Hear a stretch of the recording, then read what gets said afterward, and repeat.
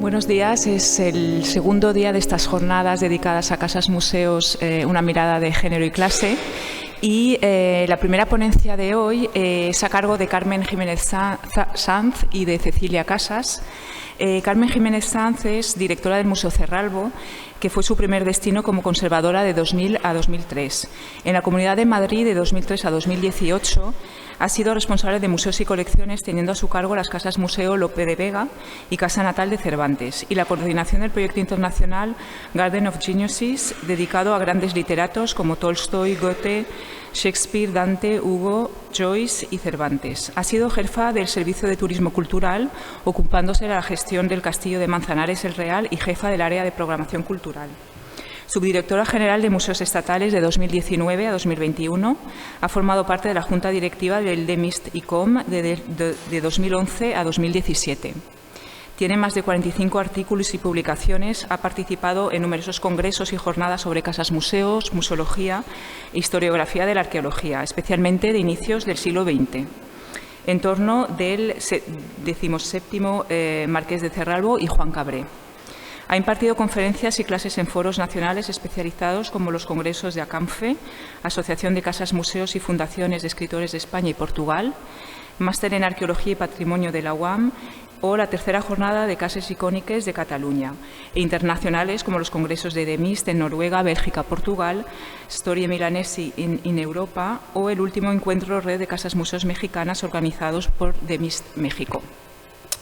Cecilia Casas de Santes es licenciada en Historia por la Universidad de Salamanca de 2003, con la especialidad de Patrimonio y Arqueología, y máster de Gestión Cultural por la Universidad Carlos III de Madrid en 2004. En 2005 se convierte en ayudante de museos estatales, asignada al Museo Cerralbo, y en 2015 accede al Cuerpo de Conservadores mediante promoción interna. También ha realizado sus prácticas como funcionaria en el Museo Nacional de Artes Decorativas y en el Museo Sorolla. Tras años en el Departamento de Colecciones, gestiona los fondos de fotografía histórica, dibujo y estampa del Museo Cerralbo.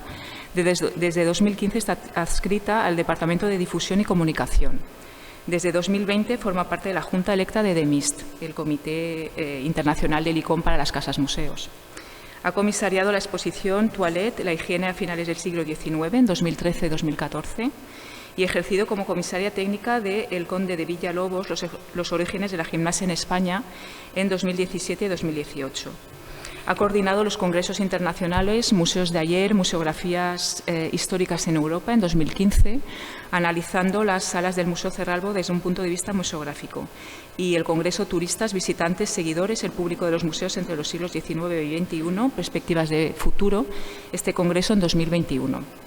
Es autora y o coordinadora de diversas publicaciones relativas al Museo Cerralbo y de sus colecciones. Hoy nos van a hablar sobre los espacios masculinos del Museo Cerralbo, concretamente los apartamentos privados del Marqués de Villahuerta entre 1890 y 1922.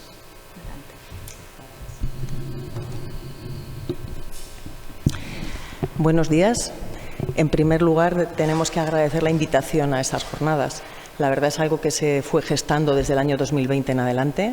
Hay que agradecer muchísimo al Museo de Cerámica de Valencia su empeño en que este proyecto saliera adelante. Ya se llevaba trabajando tiempo por parte del equipo de Jaume Coll, con Lilian Cuesta y Verónica Balser a la cabeza.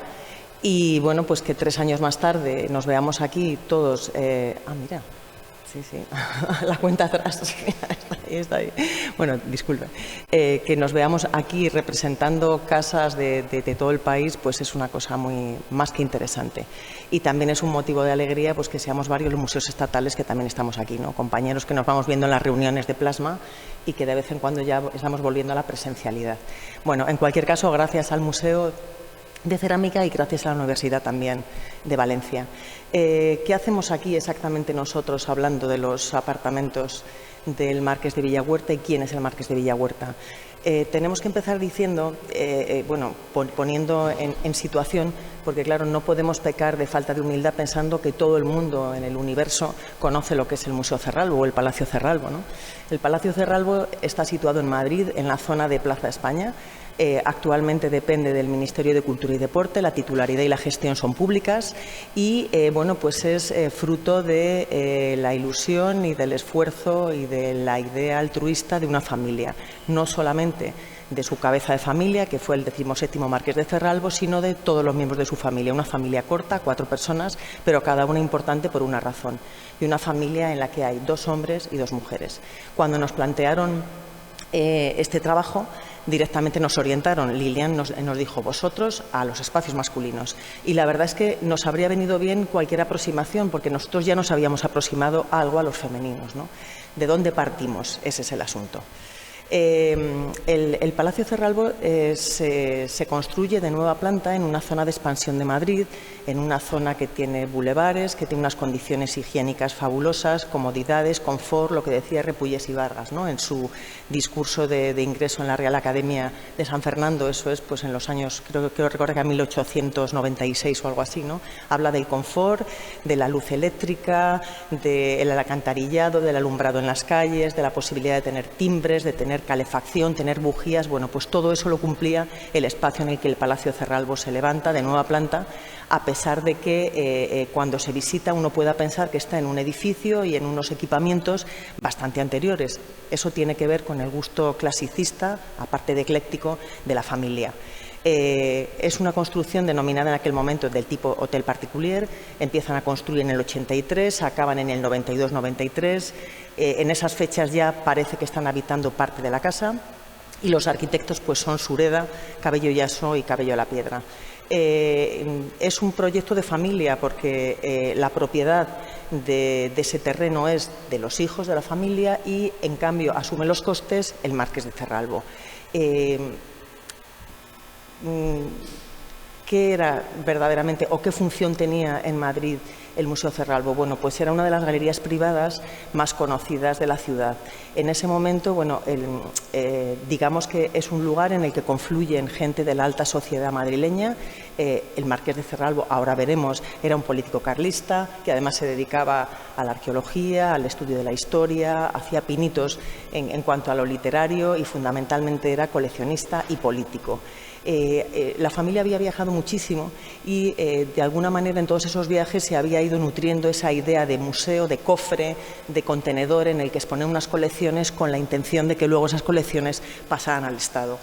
A fecha de hoy el museo, que está a punto de cumplir su centenario, este año estamos celebrando el centenario del fallecimiento del Marqués, falleció en 1922, bueno, pues el museo, que por disposición testamentaria se lega a la nación española, así es la definición que hace el Marqués de Cerralbo en sus mandas testamentarias, es aceptado por el Estado en el año 24. Por esa razón, dentro de 2 años estaremos cumpliendo su centenario. Esto supone, por una parte, una oportunidad para conocer mucho más del centro, más allá de los recorridos con punto de vista simplemente histórico y artístico, sino que ya llevamos un tiempo planteándonos y trabajando en la interpretación de los espacios y también en la interpretación y el conocimiento de sus habitantes. Hemos comenzado por la familia nuclear y querremos continuar con un proyecto a medio plazo ocupándonos de todos los habitantes del palacio.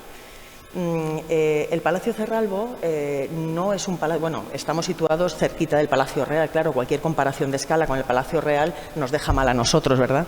Pero es que es otra idea, otra iniciativa y otra escala y otro tipo de construcción. El Palacio Cerralbo está compuesto desde origen por una pequeña propiedad en un espacio trapezoidal aproximadamente. Consta de un edificio principal que tiene 3-4 plantas. Tiene un piso principal, que es el destinado a la ostentación social y a la sociabilidad de clase, digamos.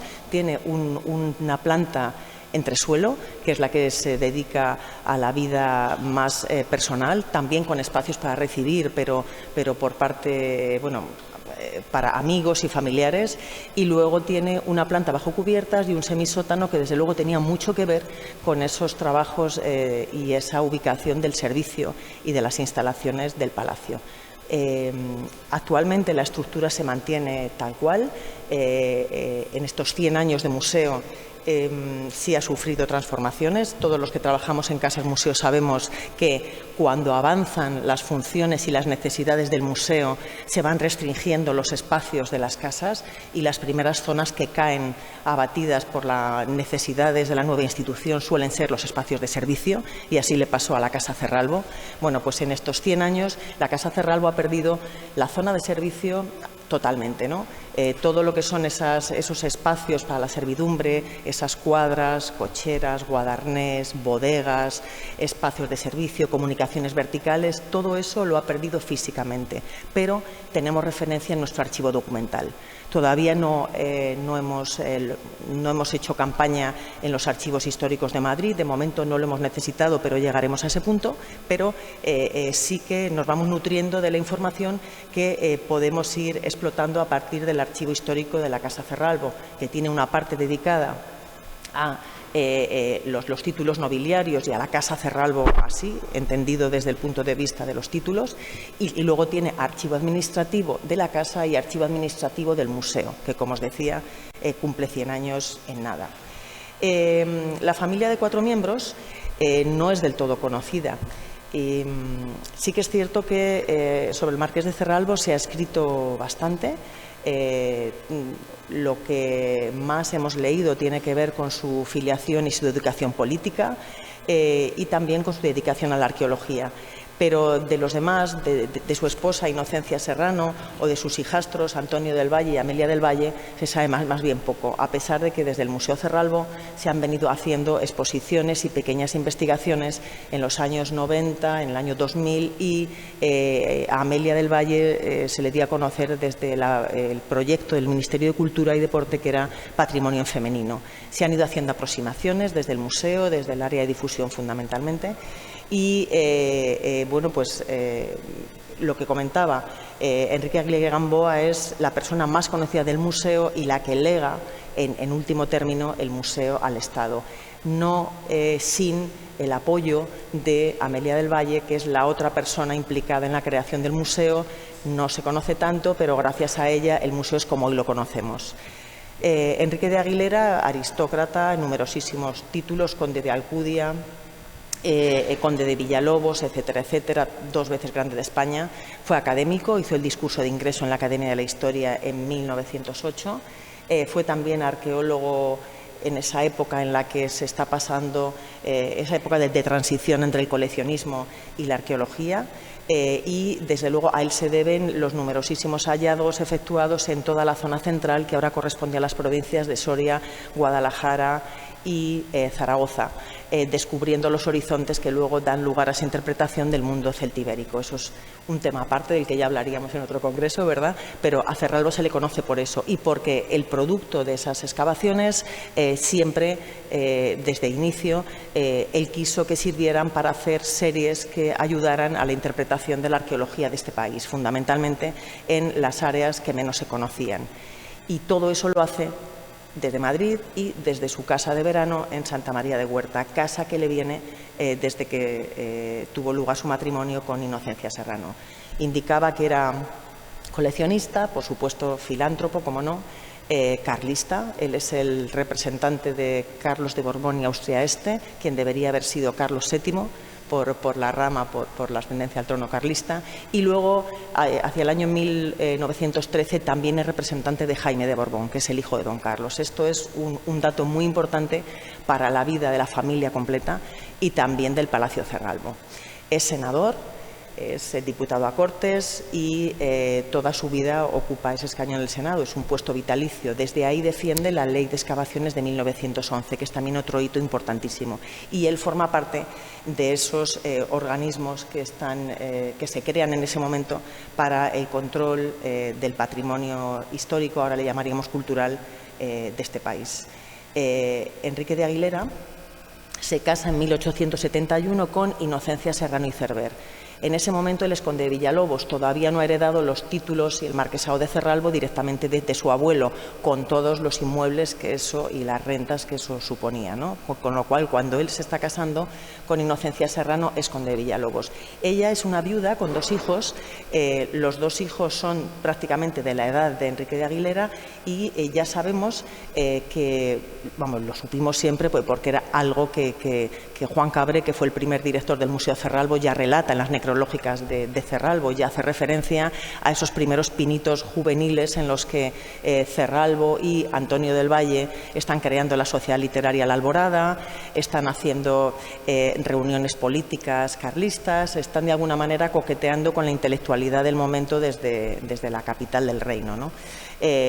Así visto, Cerralbo se casa con la madre de sus amigos y forman una familia realmente en la que hay 3 jóvenes y una señora madura que viajan por Europa, por supuesto Portugal, Italia, Francia, Países Bajos, Suiza y lo más al este que llegan es a Turquía. Se hacen, no el Gran Tour porque lo están haciendo desde Europa, con lo cual no es el Gran Tour, pero sí se hacen todo ese peregrinaje a los lugares clásicos para ver galerías, para ver museos y para conocer tanto de esa antigüedad clásica que ellos tanto admiraban y que de alguna manera, en el caso de las galerías, luego llevan a los diseños del palacio. ¿Qué sabemos de Inocencia Serrano? Pues la verdad es que poquito porque no tenemos mucha referencia escrita, o sea, ni publicada ni en archivo, pero sí que sabemos que que ella procedía de Valencia, que en primeras nupcias se casó con Antonio del Valle y Angelín, que fue ministro de Hacienda, también a su vez había tenido un primer matrimonio. Luego, para él sería el segundo, para ella sería el primero, y es la madre de los 2 hijos que aporta al matrimonio de la Casa Cerralbo y la Casa Villahuerta. Fallece en 1896, en el Palacio Cerralbo están viviendo desde el 92, con lo cual Inocencia es el primer miembro de la familia que desaparece. La hija pequeña es Amelia del Valle. Comentábamos que es fundamental para el diseño y para la creación del Museo Cerralbo. En su testamento se recoge lo suficiente como para poder preservar el legado y conseguir que funcione y que se mantenga a futuro. Y poco sabemos de su formación. Desde luego no fue a la universidad, ni como su padrastro ni como su hermano. Ella disfruta de esos viajes familiares, tiene una vida que ahora se llamaría una vida muelle de alguna manera, ¿no? Una vida sencilla de una familia acomodada que viaja, que hace recepciones, que se ocupa también de esa parte piadosa y esa parte filantrópica y de ayuda al otro. En este momento, bueno, es difícil separar lo que es caridad de lo que es filantropía, pero bueno, en este caso la familia le da a ambos palos, ¿no? Y ella permanece soltera, los 2 hermanos nacen y mueren solteros y el asunto es que ella es la última superviviente de la familia. O sea, el palacio alberga la vida de una sola familia en un lapso de tiempo de 35 años. Y Cerralbo fallece en el 22, Amelia del Valle fallece en el 27. Hay que decir que en el 22 ya Juan Cabré está haciendo el inventario de la casa, mientras que Amelia del Valle sigue viviendo en el piso entresuelo. Eso es un detalle bastante importante para entender también la historia del museo y la historia de la casa y sus habitantes. La comunicación la habíamos centrado en Antonio del Valle, pero es que realmente hay que presentar al resto de la familia para comprender también cuál es la función de Antonio. Antonio fallece en 1900, era un hombre culto, hizo la carrera de Filosofía y Letras y Derecho en la Universidad Central, compañero de universidad del que luego sería su padrastro, cofundador de La Alborada, una persona muy formada, admirador del mundo contemporáneo, de todo lo francés y de la historia de Francia. Él se dedica a la literatura, escribe varias novelas que se publican en vida y él es una parte importante también, es como hacedor de esas colecciones que luego cristalizan en lo que es el Museo Cerralbo. Concretamente, la colección de numismática no es solamente la colección del Marqués de Cerralbo, sino es la de su hijo y también tiene parte, como se ha visto en las últimas investigaciones, de una pequeña colección de el padre de Antonio, con lo cual son 3 coleccionistas a distinta escala haciendo una colección común que se ha considerado como la segunda más importante en manos privadas de este país. Por detrás, por supuesto, claro, en manos privadas, lógicamente, por detrás de las que hay ahora mismo en museos como el Museo Arqueológico Nacional. ¿Qué sabemos de Antonio del Valle ocupando el edificio? Bien, comentaba que el museo tiene 100 años. Eso significa que los cambios han ido afectando a sus salas, pero no solamente por razones de utilidad y de uso, es que ya en vida el Palacio Cerralbo, en vida de la familia, tuvo sus cambios. Lógicamente, cuando muere un miembro de la familia, esos espacios, bueno, pues a veces se cierran para siempre. Era lo que veíamos ayer en Cervera, ¿no? Esas estancias que se cierran para siempre y no se abren. Bueno, pues aquí parece ser que las estancias de Antonio se siguieron utilizando de alguna manera, pero hemos perdido las comunicaciones verticales y hemos perdido, de hecho, el recuerdo del uso de esos apartamentos privados de Antonio, que se distribuían en vertical, lo suponemos como una especie de dúplex, y que tenía pues esa especie de vivienda independiente dentro del palacio. Comentaba antes que el piso principal tiene espacios pues como el salón de baile, el billar, el salón chaflán, el comedor de gala y muchos otros, de alguna manera en esa verticalidad, o sea, de esa verticalidad y de ese uso de los espacios, tanto de habitación y más íntimos como de los espacios públicos, bueno, pues estaba haciendo uso Antonio también, que es algo que nos vamos planteando Cecilia y yo cada vez que conocemos un dato más sobre el museo, en este caso sobre el palacio. ¿Qué fuentes estamos manejando? Bueno, pues fundamental el archivo histórico del Museo Cerralbo, que ahora mismo está en proceso de organización y descripción. Una fuente fundamental para nosotros son los planos del palacio, los planos y los esbozos de plano, los apuntes, etcétera. Desde los años 80 ya tenemos referencias de proyectos que no llegaron a hacerse y también de otros que sí.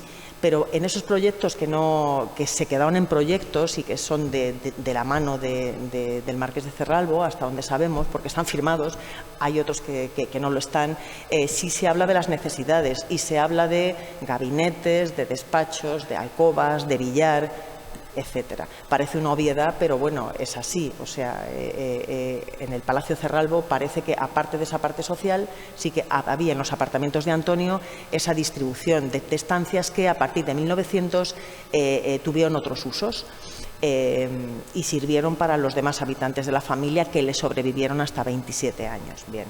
Entonces, aparte de esos bocetos y esos planos que tenemos en el archivo, que están fechados a partir de 1880, también tenemos los planos realizados por Manuel Aníbal Álvarez para Juan Cabré, que es el primer director del museo desde 1922. Esos planos afectan al piso entresuelo, afectan al bajo cubiertas, al piso principal y al sótano. No se realizaron los del piso entresuelo porque estaba viviendo ahí la marquesa de Villahuerta, Amelia del Valle.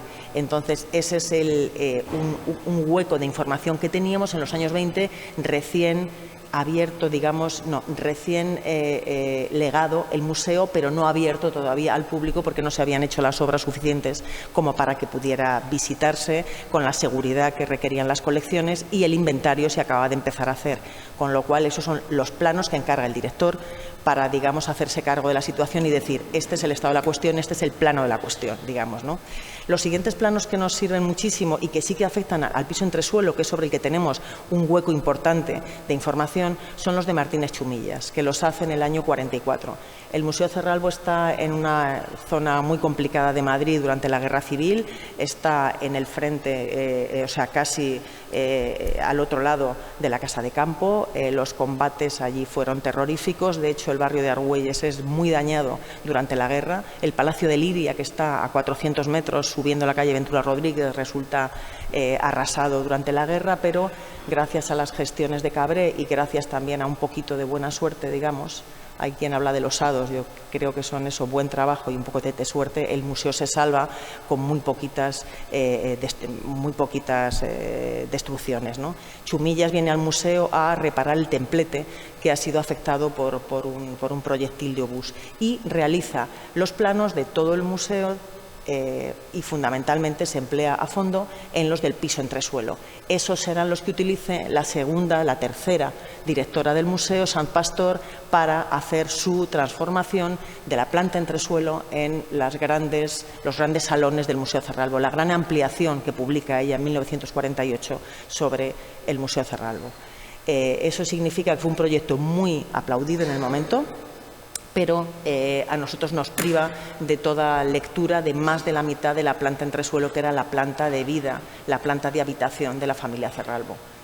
¿Qué más fuentes tenemos? Bueno, pues por supuesto los testamentos de los miembros de la familia, algunos en el archivo nuestro, algunos en archivos externos, y los inventarios generales de la colección realizados por Juan Cabré con ayuda de Manuel Gómez Moreno en la parte de tasación de obras de arte.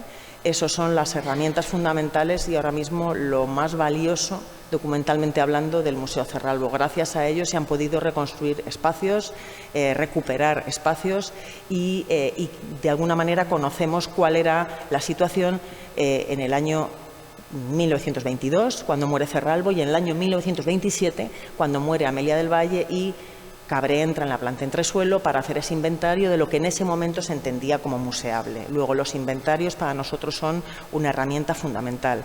Hay reportajes fotográficos. Otto Wunderlich realiza en el año 41, justo recién entrada con Sant Pastor, un reportaje muy importante. Todavía se está viendo el resultado de todo el movimiento de obras de arte que se hizo dentro del museo para proteger o intentar proteger de las bombas de ambos bandos.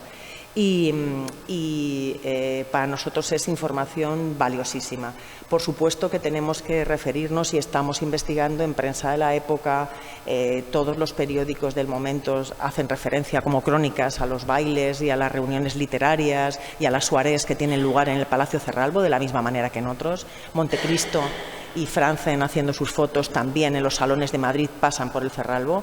Y, por supuesto, aparte del material hemerográfico, nosotros nos dedicamos también a ir buscando esas referencias que en literatura vamos encontrando sobre cómo tenía que ser la casa del caballero, en el caso del inglés Robert Kerr, referencias sobre Víctor Hugo. El otro día localizábamos unas referencias no sé si era El Imparcial o qué periódico era, en el que se hablaba a finales de los 90 de la casa de Zola.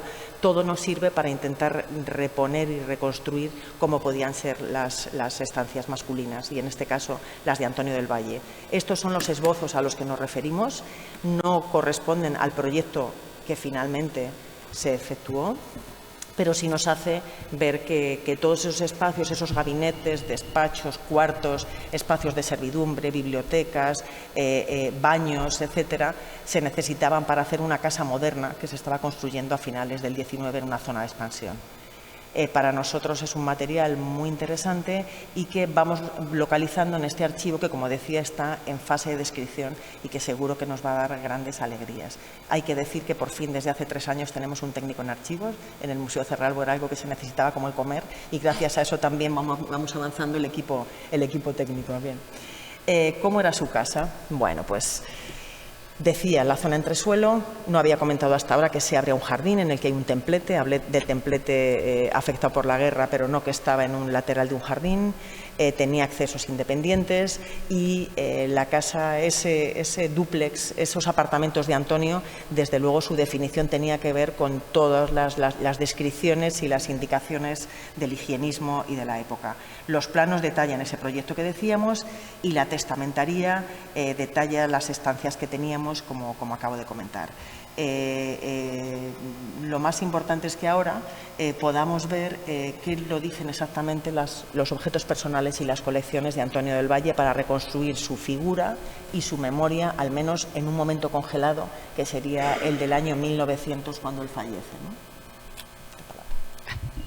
Gracias, Carmen.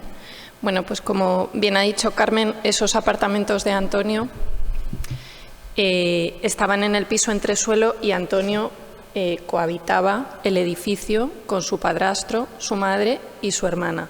Pero aunque ese era el Palacio de Cerralbo, pues digamos que había esos apartamentos privados de Antonio del Valle, marqués de Villahuerta. Marqués de Villahuerta desde 1886. Que cuando Carmen y yo decimos los 80, los 90, hablamos del siglo XIX, ojo, no de antes de ayer. Cierto, cierto. Estamos un siglo atrás, pero bueno. Sí. Y pues nada, gracias a esos planos sabemos, por un lado, cuál era la idea cuando estaban proyectando el edificio entre toda la familia, cuál era la idea de necesidades que el propio Antonio hablaría con Enrique y con su familia de, oye, mira, estas son las habitaciones que yo voy a necesitar. Voy a necesitar un billar, voy a necesitar un salón de recibir, voy a necesitar una biblioteca, un despacho, una alcoba, voy a necesitar mi baño, mi vestidor. Y bueno, entre esos planos y después la testamentaría de Antonio en 1900, en la que ya sí que se describe la casa mortuoria, y después los planos de Villahuerta, pues ahí es donde podemos esbozar un poquito qué fue. Porque, como bien ha dicho Carmen, después, entre 1900 y 1927, que fallece su hermana Amelia, pues esos espacios en casi 30 años se modifican muchísimo. Y aunque hoy, cuando explicamos el Museo Cerralbo, decimos, y estos eran los apartamentos de Antonio, pero desde 1900 se empezaron a usar como ala de verano. Entonces queda un poco difuso, pero estaban ahí. Entonces, bueno, con un poco de suerte seguiremos profundizando y consiguiendo transmitir de puertas para afuera del museo cómo vivía Antonio. Vamos a ver ahora sus objetos personales y colecciones, porque hemos hecho los deberes y Lilian nos dijo espacios y cultura material. Vamos con la cultura material. Pues tenemos otra vez un poquito las mismas fuentes. El testamento hológrafo, que si no recuerdo mal estaba firmado en el 96, justo después de morir su madre, la marquesa de Cerralbo, pues parece que Antonio siente la necesidad de testar y cuando fallece en 1900 pues encuentran su testamento hológrafo en su escritorio. Y todo esto después se protocoliza, se certifica y está unido con su testamentaría cuando él fallece. El inventario Villahuerta, que ya hemos mencionado, el testamento de Amelia del Valle y Serrano, su hermana y marquesa de Villahuerta a su muerte, que fallece en 1927 también, la famosa partición privada que realizan Antonio y Enrique, Antonio como dueño del edificio y Enrique como usufructuario que va a ser hasta su muerte, sobre todo el piso principal donde estaba instalada su galería privada. Es decir, el propietario del edificio no era otro que el señor que nos ocupa, Antonio del Valle. Ese documento que estudió Rebeca Recio sobre la cotitularidad, copropiedad de la colección numismática, que heredaría aquel que sobreviviera al otro, y los propios objetos, que no son muchos, que hemos conservado en la colección del museo. Entonces, nos vamos a 1900. La testamentaría de Antonio, a su muerte, ¿qué objetos menciona? Que aquí viene un poco la chicha. Bueno, pues menciona que tenía en el banco un porrón de joyas, una gran cantidad de joyas, tanto masculinas, que nos interesa muchísimo para saber cuál era el ajuar indumentario de Antonio, y femeninas, seguramente heredadas de su madre, que había fallecido en el 96. Entonces, bueno, las joyas masculinas son muy ricas y muy abundantes, muy ricas en materiales. También tenemos ónice, plata, oro, diamantes, nácar, marfil, en fin, debían ser bastante interesantes y muchas de ellas con temática cinegética, que si cabeza de ciervo, cabeza de lobo, un poco Juego de Tronos ahí. Luego teníamos los objetos de fumador, pero objetos de fumador ricos, no cotidianos. Pues veis ahí boquillas de ámbar y oro, cortacigarros de oro, bueno, cerillera de plata, otra de oro, y el reloj de oro, que ya hablaremos después, que menciona que es con escudo y corona, y posiblemente sea un reloj que os vamos a enseñar después. Y yo me pregunto, ¿habría metido Antonio, nos preguntamos, ¿habría metido Antonio todas sus joyas en el banco por estar de luto por su madre? Porque un señor tan elegante que en las fotos, en los retratos le vemos que lleva sus alfileres de corbata, lleva sus gemelos, sus botones de camisa, ¿por qué a su muerte está todo en el banco? Bueno, ya iremos viendo. ¿Qué había en la casa? Pues teníamos los recuerdos de viaje, que se mencionan hasta un total de 206, que eran muy diversos, propios de un viajero de espíritu cuasi romántico. En las caballerizas tenía nada más y nada menos que 3 coches, guarniciones diversas para salir a montar a caballo por Madrid, libreas para sus cocheros. Luego está la colección de numismática, que ya a su muerte se valora en 2.000 pesetas, y aparte más de 20 tomos científicos de numismática. Las ropas de la casa mortuoria, que nos hizo muchísima ilusión, en las que se describe su armario, pues sus botas, gran cantidad de sombreros, guantes, corbatas, trajes y prendas de vestir de diario, camisolas, pañuelos, y después también se mencionan otras propiedades suyas y su contenido, entre ellas el Palacio de Villahuerta en Soria, que ya ha mencionado Carmen. En el inventario Villahuerta, que es el inventario que realiza Juan Cabré, primer director del museo, a la muerte de Amelia del Valle en 1927, pues se describen todavía, imaginaos, 27 años después de la muerte de Antonio, en el piso entresuelo todavía se conservan 2 estancias que se consideran suyas. Es como si su hermana estuviera conservando su memoria durante casi 3 décadas. El cuarto del señor Marqués de Villahuerta y el gabinete del Marqués de Villahuerta. El primero, que sería el que tenía balcón al patio interior, que siempre identificamos más con una estancia de dormir, y Amelia lo denomina también cuarto de invierno, en la cláusula 14ª de su testamento, sería el dormitorio. Y pensamos que el segundo, con balcón a la calle Ventura Rodríguez, junto a la puerta principal del palacio y muy cercano a una salida directa al jardín, lo que nos habla también de un domicilio con entradas independientes a las del palacio, sería un gabinete o cuarto de estar personal, un drawing room de estos típicos de me voy a mis aposentos, y tenía una cama de día, probablemente. También aparece en los apartamentos de Antonio una estancia que se llama Gabinete de la Marquesa de Villahuerta, que es como si Amelia tuviera en casa de su hermano su habitación propia también. No sabemos muy bien, esto ya investigaremos. Y luego se mencionan salas que todavía existen hoy. El Salón Encarnado, nuestro Salón Rojo, el Salón Amarillo, etcétera, etcétera. Estancias que han pervivido hasta el montaje museográfico actual. Y hay que decir, por de formación profesional, que había 3 estancias de higiene, como mínimo, en este piso entresuelo. 2 de ellas muy cercanas a las habitaciones o apartamentos de Antonio. Y muchos muebles lavabo que van a ser después importantes.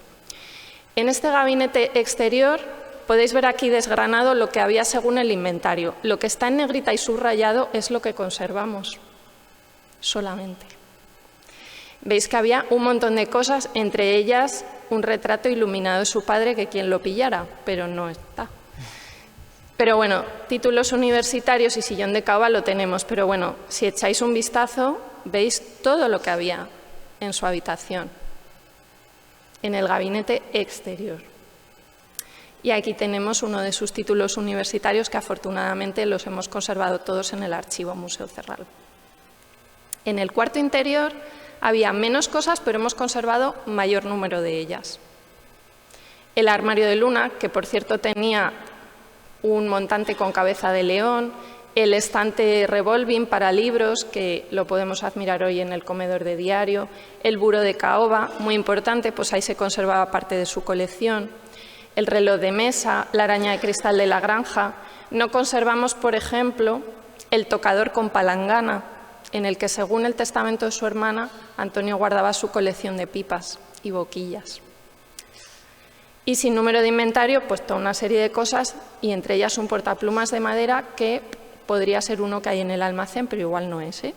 Así que, y ahí tenéis algunas de sus muebles cotidianos de esa alcoba, y todo esto nos transmite, el leer los inventarios de ambas alcobas, ver las joyas que tenía, etcétera, nos transmite un estilo masculino, un hombre elegante, tipo dandy, incluso, quizá un poco anacrónico ya en el tiempo, pero bueno, siempre hablamos de que Antonio era un espíritu romántico, que además él en sus obras literarias se declaraba contrario a la corriente naturalista. Él vivía 30 años atrás.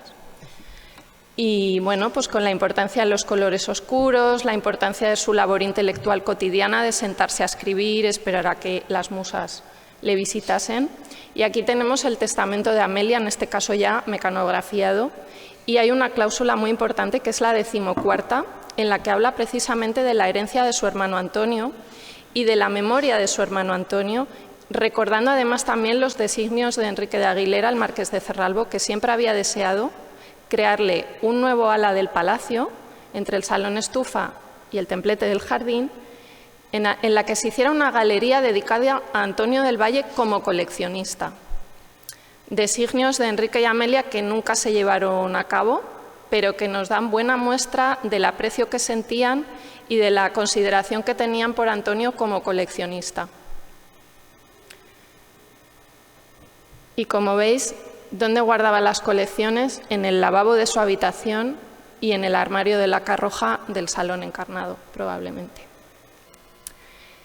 Algunos objetos personales suyos que sí que conservamos, por ejemplo, ese reloj Patek Philippe, que bueno, está personalizado. Ya sabéis que Patek Philippe aún hoy es como los coleccionistas de relojes, pues el Rolex es de nuevos ricos, el Patek Philippe es una cosa clásica en la que puedes invertir. Pues el Patek Philippe está personalizado y dedicado a Antonio por el fabricante, fechado en 1883 y personalizado con el escudo Villahuerta con un grabado en la trasera. Es una pieza maravillosa.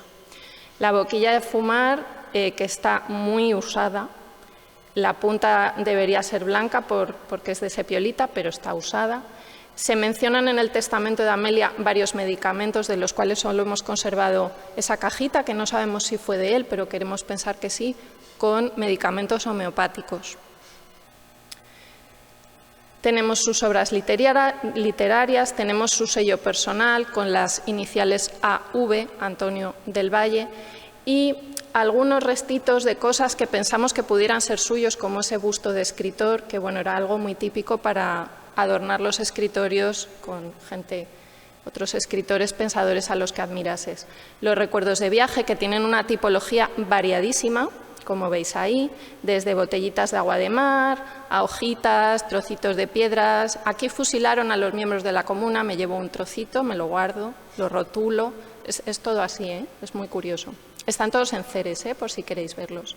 La colección de numismática, que estaba guardada en los escritorios de la sala de columnitas. Y por eso, como bien ha dicho antes Carmen, cada vez pensamos más en los apartamentos de Antonio como un dúplex, no solo en entresuelos, sino que por esa escalera, hoy desaparecida, que conectaba los apartamentos de Antonio con la armería y, por tanto, con el salón estufa, la orangerie, y la sala de columnitas, que sería el gabinete de coleccionista, donde además tenían guardada toda la colección de numismática, pues así nos va cuadrando un poquito ya también en la vertical todo lo que es su vivienda, la zona que habitaba del palacio. Y bueno, pues este año hemos hecho una pequeñita exposición en la que, haciendo un guiño a una exposición más antigua, El legado de un mecenas, hemos querido titular El legado de una familia. Queremos acercar a estos 4 miembros de la familia, 2 hombres y 2 mujeres, al público de una manera más íntima. Cada uno tiene 2 vitrinas ubicadas en zonas del palacio muy representativas o en las que ellos hicieron su papel bien íntimo o bien público. Y, por ejemplo, así es como ha quedado el montaje. Es como si el personaje se llama Presencias y nos reíamos un poco porque parecía un poco fantasmagórico a veces cuando entrabas en la sala y de repente veías un busto ahí de alguien.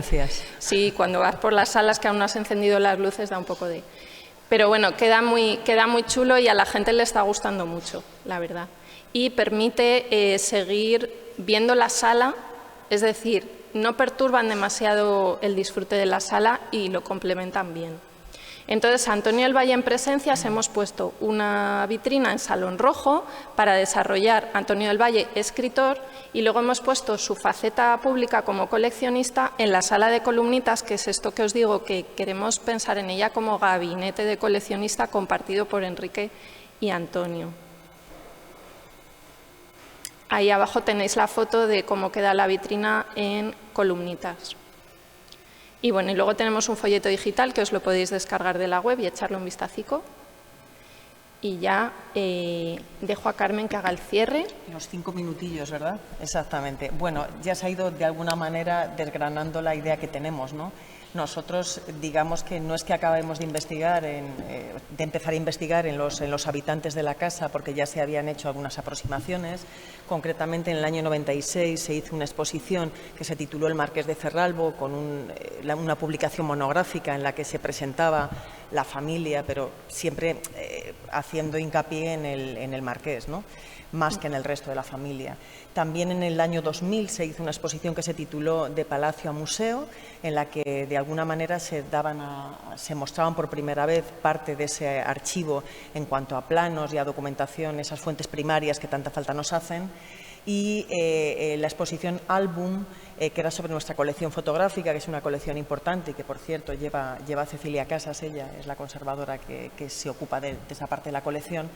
Bueno, pues también hizo que pudiéramos profundizar un poquito más, o sea, que picoteáramos un poco más en esa parte de la familia. Claro, todo esto lo estamos diciendo, o sea, todo esto que comentamos es de hace 20 años, ¿no?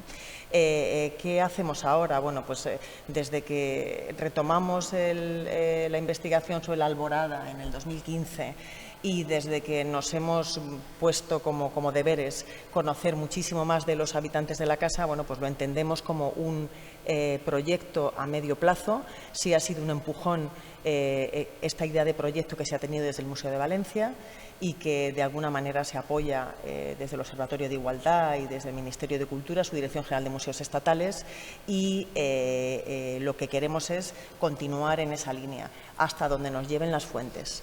Los últimos 20 años del Museo Cerralbo se han dedicado fundamentalmente, bueno, aparte de a los trabajos varios de todos los museos, que la mayor parte de vosotros pertenecéis a ese mundo y sabéis lo que supone, en museos además que no tienen demasiado personal ni demasiados medios, pero sí muchas ganas de trabajar y una manera de hacerlo, un sistema para trabajar.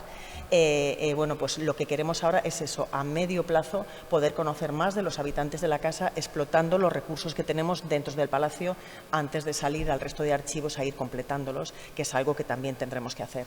El significado de los espacios nos va a ayudar a saber qué uso tuvo y lo iremos cruzando con la información que tenemos sobre los miembros de la familia. Y hemos empezado por la familia nuclear, pero toda la intención está puesta también en todo ese cúmulo de personas que trabajaron tanto en las áreas de servicio más directas, pues como las damas de compañía, las doncellas, por supuesto el personal de cocina, los palafreneros, los cocheros, los porteros, etcétera, y también, ojo, otro tipo de personas que era el administrador, el bibliotecario, el director del museo, porque claro, la vinculación de los habitantes del palacio con la familia nuclear, una vez, o sea, por una parte viene porque están asistiendo a la familia y sin esa asistencia la familia no podía ser lo que era, incluso en sus viajes, que se llevaban a sus doncellas y a su personal más directo y de mayor confianza, pero también ese primer director del museo que vivía en el edificio,